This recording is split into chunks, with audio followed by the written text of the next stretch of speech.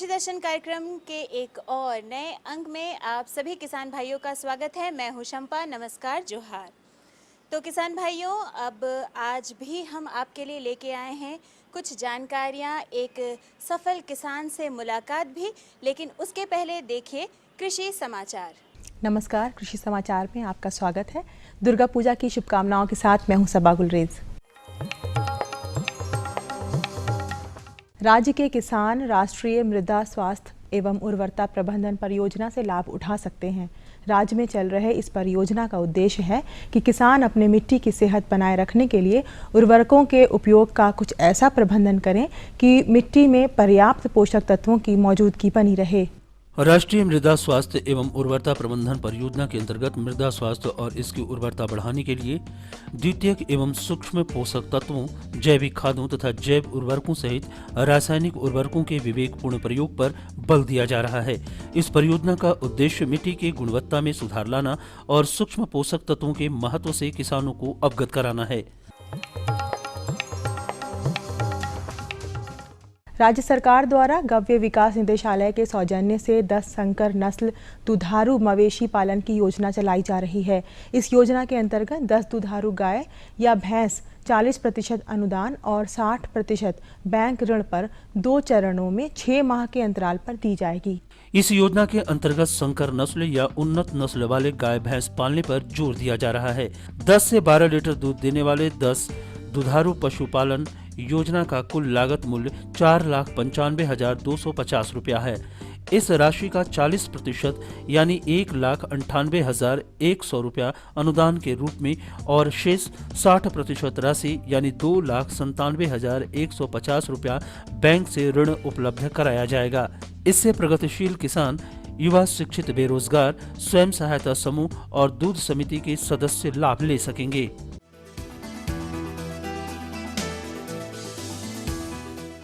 धान कटने के बाद खेतों में पर्याप्त नमी होती है, लेकिन खेत खाली रह जाता है। खाली खेत और उसकी मिट्टी में मौजूद पर्याप्त नमी का सदुपयोग करें और तीसी की पैरा खेती करें। तीसी की पैरा खेती से बेहतर उपज पाने का सबसे अच्छा तरीका है कि इस क्षेत्र के लिए अनुशंसित किस्म की ही लगाएं। तीसी की फसल से अधिक उपज लेने का सबसे बेहतर और आसान तरीका है कि धान कटने के तुरंत बाद उन खेतों में अविलंब तीसी की बुआई कर दें। ऐसा करने से आप मिट्टी में मौजूद नरमी का फायदा उठा सकेंगे। साथ ही साथ तीसी के अनुशंसित किस्में आपको विशेष लाभ दिला सकता है। जो खेत खाली रहता है उसका भी उपयोग हो जाएगा और आप जो सो इस पैरा की खेती करके तीसी की अच्छी उपज प्राप्त करने का कोशिश करेंगे। यही मेरा आपके साथ शुभकामना है।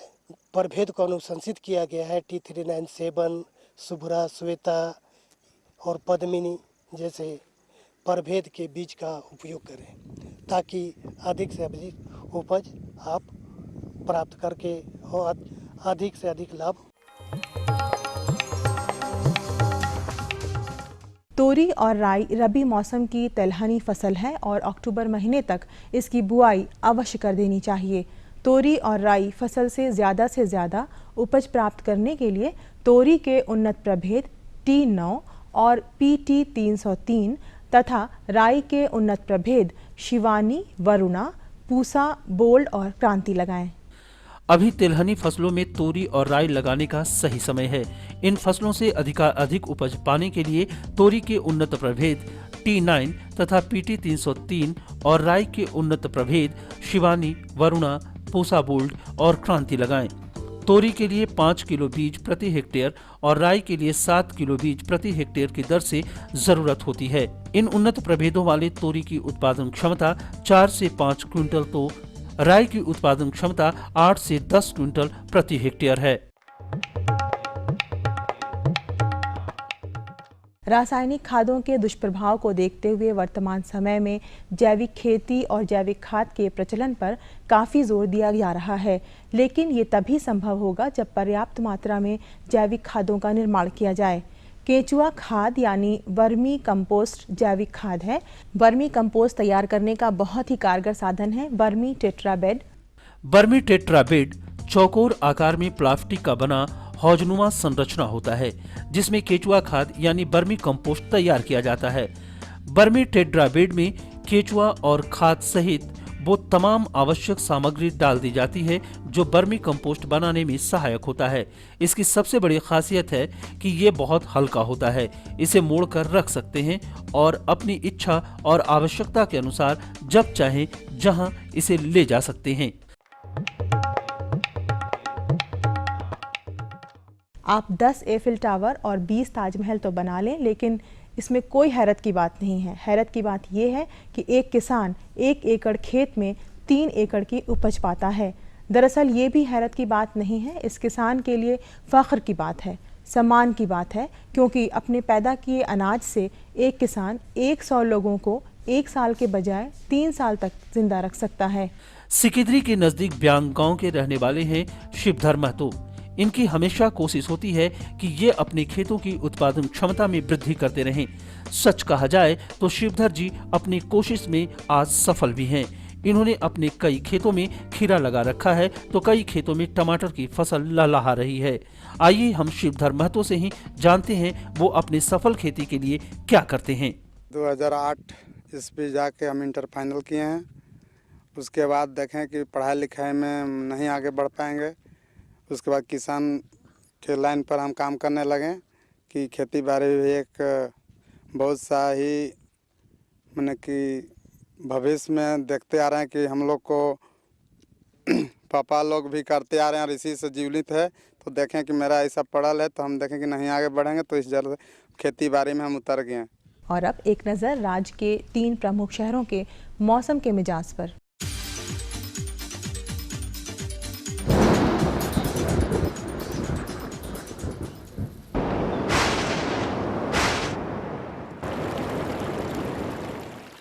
आज राज्य के 3 प्रमुख नगरों के दर्ज तापमान इस प्रकार हैं। रांची का न्यूनतम तापमान 17.3 डिग्री सेल्सियस और अधिकतम 29.2 डिग्री सेल्सियस।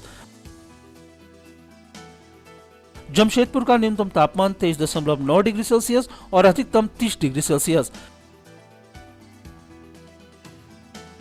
मेदिनीनगर का न्यूनतम तापमान 20.1 डिग्री सेल्सियस और अधिकतम 29.4 डिग्री सेल्सियस। और अब मंडी भाव में आइए नजर डालते हैं अनाजों के भाव पर।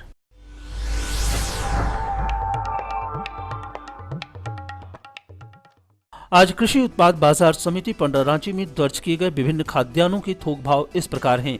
चावल मोटा 1875 रुपये से 2220 रुपये, चावल मध्यम 2100 रुपये से 2350 रुपये, चावल उत्तम 2300 रुपये से 2500 रुपये, गेहूं 1275 रुपये से 1375 रुपये, चना 4950 रुपये से 5150 रुपये, दाल अरहर 5200 रुपये से 7100 रुपये, दाल मसूर 4040 रुपये से 4500 रुपये, दाल चना 5900 रुपये से 6200 रुपये, सरसों तेल 10150 रुपये से 10225 रुपये, चीनी 3625 रुपये से 3725 रुपये, आलू 1275 रुपये से 1375 रुपये और प्याज 975 रुपये से 1075 रुपये प्रति क्विंटल रहा।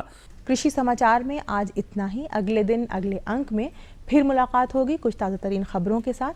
तब तक के लिए दीजिए इजाज़त। नमस्कार, जोहार। अभी आपने देखा कृषि समाचार। कृषि से संबंधित जुड़ी तमाम खबरें आपने देखी और साथ में जाना मंडी का भाव और मौसम के मिजाज के बारे में भी। और अब किसान भाइयों, आपके लिए जानकारियों का सिलसिला शुरू करने से पहले लेते हैं एक छोटा सा विराम। ये लो और बताओ। बस। अरे ये क्या भैया जी, बस इतनी सी रासायनिक खाद? किसानी छोड़ रहे हो क्या? किसानी नहीं, नादानी छोड़ रहे हैं। मिट्टी की जांच कराई है। अब तो लालाजी जितनी जरूरत है उतने ही उर्वरक खेत में डालेंगे। हाँ, किसान भाई आज ही अपने जिले की नजदीकी भूमि परीक्षण प्रयोगशाला में मिट्टी की जांच जरूर करवाएं और मिट्टी में पोषक तत्व, नमी व पौधे के विकास को देखते हुए केवल जरूरत के अनुसार ही पोषक तत्व डालें। और हाँ, मिट्टी में गंधक, जस्ता, बोरोन जैसे सूक्ष्म पोषक तत्वों का पता लगाना भी न भूलें। उर्वरक और जैविक खाद के सही उपयोग से भूमि का उपजाऊपन बनाए रखें, उत्पादकता बढ़ाएं, खर्चा घटाएं और बहुमूल्य विदेशी मुद्रा बचाने में भी सहयोग दें। और हाँ, धीमी गति से नाइट्रोजन उपलब्ध कराने वाले उर्वरकों जैसे नीम लेपित यूरिया को प्राथमिकता दें और यूरिया का पत्तों पर छिड़काव करें। अरे वाह, तू तो सचमुच समझदार हो गया रे। अधिक जानकारी के लिए संपर्क करें जिला कृषि अधिकारी या किसान कॉल सेंटर।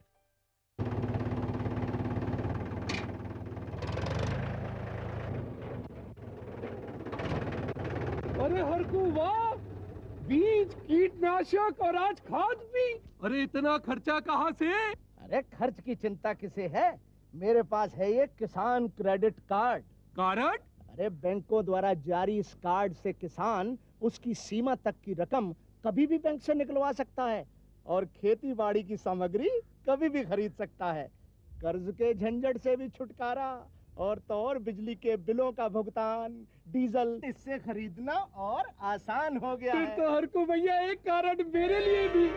किसान क्रेडिट कार्ड के लिए नजदीकी बैंक से संपर्क करें और पाएं ढेर सारे लाभ। स्वागत है एक बार फिर से आपके ही कार्यक्रम कृषि दर्शन में। तो हमने बात करी थी आपसे कि जानकारियां हम आपके लिए लेकर आए हैं, और ये जो जानकारी हम आपके लिए लेकर आए हैं वो है पॉली हाउस में टमाटर के व्यावसायिक खेती के संबंध में।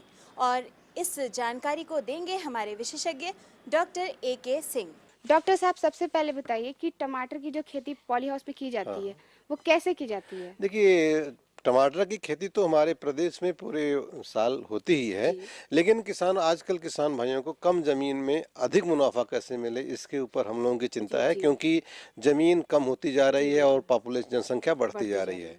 तो हम लोगों ने यहाँ पे अनुसंधान किया कि देखा कि जैसे हम लोग अभी खड़े जहाँ है, हमारा 560 स्क्वायर मीटर का एक प्लास्टिक पॉली हाउस है, और ये इसको हम लोग प्राकृतिक रूप से नेचुरल मतलब हवा प्राकृतिक रूप से इसमें हवा का आदान प्रदान होता है, और बहुत ही कम लागत। अगर किसान भाई इतने जहां हम लोग खड़े हैं इतने 560 स्क्वायर मीटर का प्लास्टिक का घर बनाना चाहेंगे जी, तो करीब उनका 4.5 से 5 लाख लागत आएगी।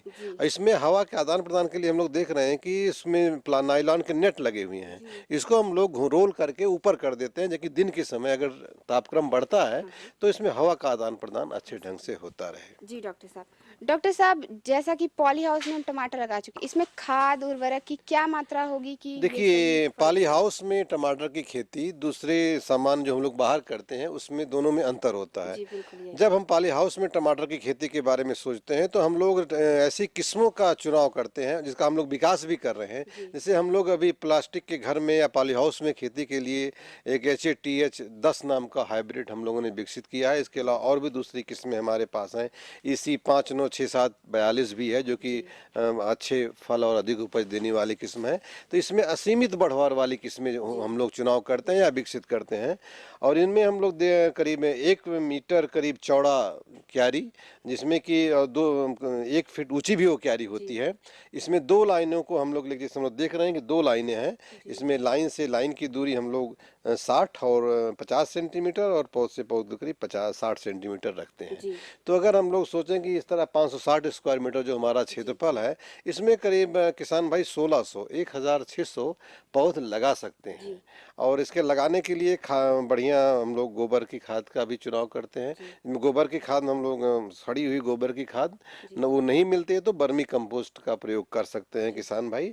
और ऐसी खेती के लिए हम लोग टपकन सिंचाई विधि ही प्रयोग में लाते हैं। ये टपकन सिंचाई विधि क्या है? इसको जैसे हम देख रहे हैं, इसमें 2 लाइनों के बीच में प्लास्टिक की एक मतलब पाइप लगी हुई है, और इसमें जगह जगह पे ड्रिपर लगे होते हैं। जैसे आप लोग पेशेंट मरीज को जैसे ग्लूकोज का ड्रिप चढ़ता है, वैसे इसमें आवश्यकता अनुसार उस ड्रिप से पौध की जड़ के पास हम लोग पानी देते हैं।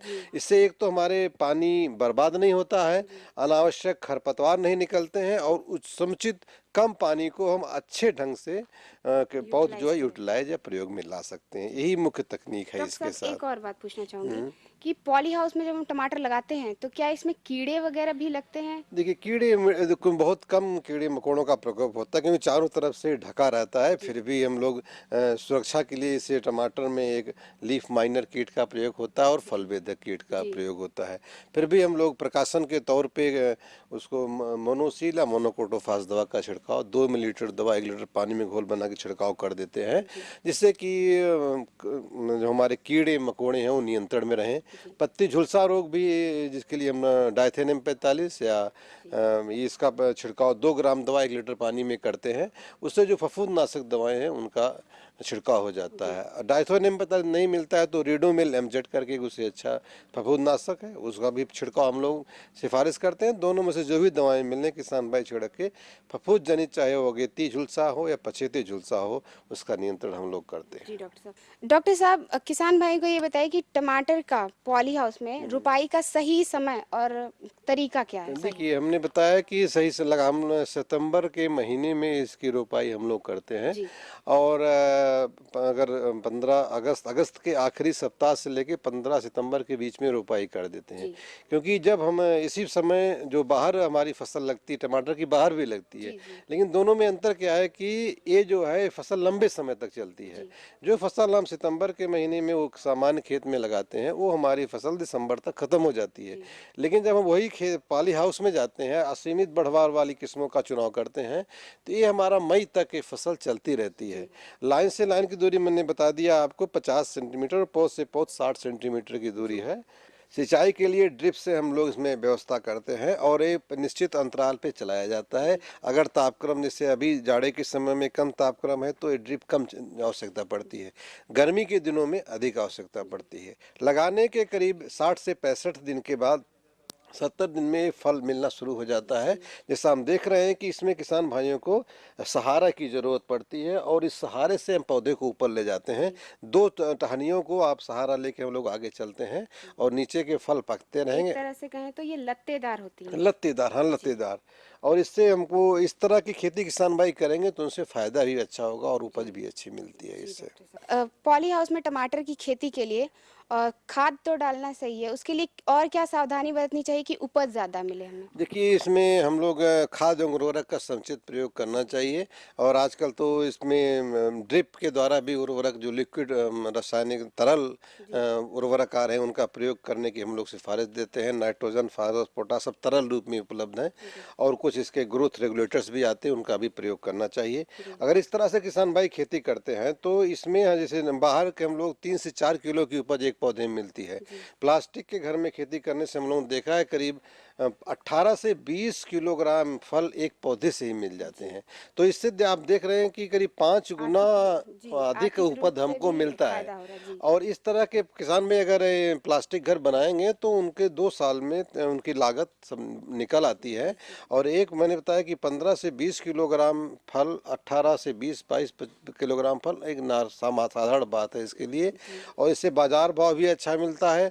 और ऐसे मौसम में जब फल बाहर नहीं उपलब्ध है उस समय भी इससे फल हम लोग ले सकते हैं।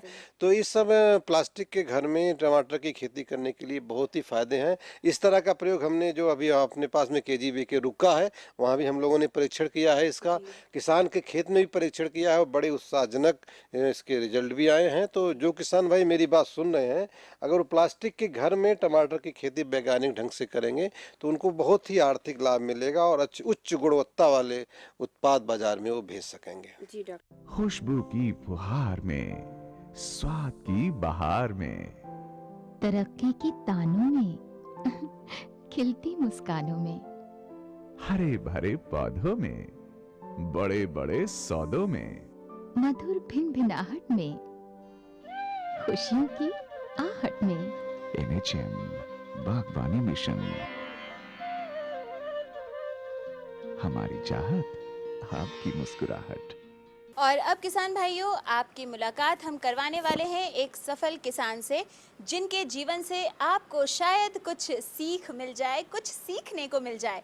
तो ऐसे ही किसान भाई जो कि धनिया की खेती करते हैं और साथ ही गोभी की खेती भी करते हैं, और वो भी टपकन विधि से कैसे करते हैं और कैसे मिली उनको ये सफलता।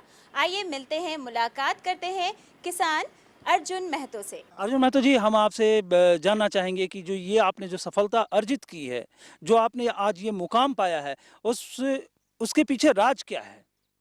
हम आज से 20 बरस से हम जो एग्रीकल्चर में लगे हैं, खेती करते आ रहे हैं, बहुत अच्छा से कर रहे हैं। हर चीज़ का, जैसे धनिया पत्ता हुआ, गोभी हुआ, टमाटो हुआ, पत्ता गोभी हुआ, सेम हुआ, ये सब का मतलब सब्जी का, वेजिटेबल का, हर किस्म का हम लोग उगाते हैं और यहाँ से लेके जमशेदपुर, धनबाद, बोकारो, कलकत्ता और लोकल मार्केट में भी हम लोग, जैसे मान लीजिए हम लोग का रेट लोकल मार्केट में ज़्यादा है और यहाँ हम लोग को ज़्यादा मुनाफा मिल रहा है तो हम लोग लोकल मार्केट में बेचते हैं। जैसे मान लीजिए हमको लोकल मार्केट में कम मिल रहा है, बाहर अच्छा मिल रहा है, तो फ़ोन का साधन है, फ़ोन का साधन से हम लोग पता करके जो मंडी में अच्छा बिकता है वहाँ ले जाते हैं। आप अभी बात कर रहे थे कि आप 20 सालों से सब्जी की खेती कर रहे हैं। 20 साल पहले और आज के समय में क्या अंतर आ रहा है कृषि के क्षेत्र में, जो आप उत्पादन कर रहे हैं उस क्षेत्र में? 20 साल पहले कर रहे थे और अब कर रहे हैं, उसमें बहुत ज़मीन आसमान का फ़र्क है। पहले हम लोग लाइट से पटाते थे, अभी मशीन से पटाते थे। अब नया चालू आ गया है, डीप एग्रीकल्चर से हम लोग पटा रहे हैं और तरह तरह का खेती कर रहे हैं। पहले आप लाट से पटाते थे, उसके बाद आप कुआं से पटाते होंगे या फिटर से पटाते होंगे, मशीन का उपयोग करते थे। आज ड्रिप इरिगेशन का आप इस्तेमाल कर रहे हैं आप अपने खेतों में, तो इसमें पानी की कितनी बचत हो रही है? पानी की काफ़ी बचत हो रही है, समय का बचत हो रहा है और लेबर कॉस्टिंग भी बचत हो रहा है। आप किन किन सब्जियों की खेती करते हैं और क्या क्या समस्याएं आपके सामने आती है, उसका निराकरण आप कैसे करते हैं? समस्या है मेन लेबर कॉस्ट का है। जो बड़े किसान हैं वो तो अपना से पूरा खेती कर नहीं पाएंगे। अब लेबर का यहाँ कोर्स इतना ज़्यादा बढ़ गया है, अभी यहाँ से रांची जाता है लेबर 250 रुपया में लेबर वहाँ खटता है और यहाँ आपका रेट है 150 रुपया, तो नहीं खटता है। अगर हम लोग 250-300 लेबर को कोर्स देते हैं तो हम लोग को पड़ता नहीं है जी।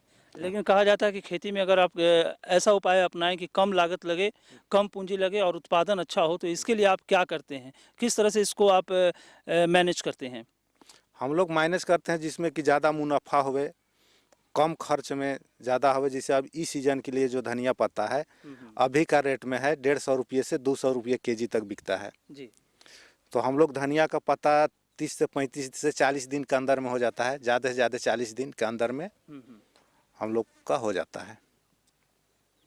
आपने खेती करने के लिए कहीं से कोई प्रशिक्षण भी लिया है? नहीं, हम लोग प्रशिक्षण नहीं लिए हैं। हम लोग का पूर्वज से, बापे दादा से जो खेती करते आ रहे हैं उसी को देखते करते हम लोग और उसको आगे बढ़ाए। सब्जियों की खेती के अलावा आप खाद्यान्न फसलों में किन किन खाद्यान्न फसलों की खेती करते हैं आप? मुख्य अति करते हैं आपका ये धान, गेहूँ, साथ में धान गेहूँ भी अपना खाने भर और जिससे वो भर हो जाता है उसको हम लोग मार्केट में बेच देते हैं जी। धान की खेती कौन सी पद्धति से करते हैं? जो हम लोग का जो अभी पारंपरिक विधि भी है और जो अभी नया जो टेक्नोलॉजी से आया है, नया जो बीज हाइब्रिड आ गया है उसी को करते हैं। आज आप खेती से कितना खुशहाल अपने आप को महसूस करते हैं? हम तो अपने आप को खेती से बहुत खुशहाल हैं और बहुत अच्छा से चल रहा है खेती।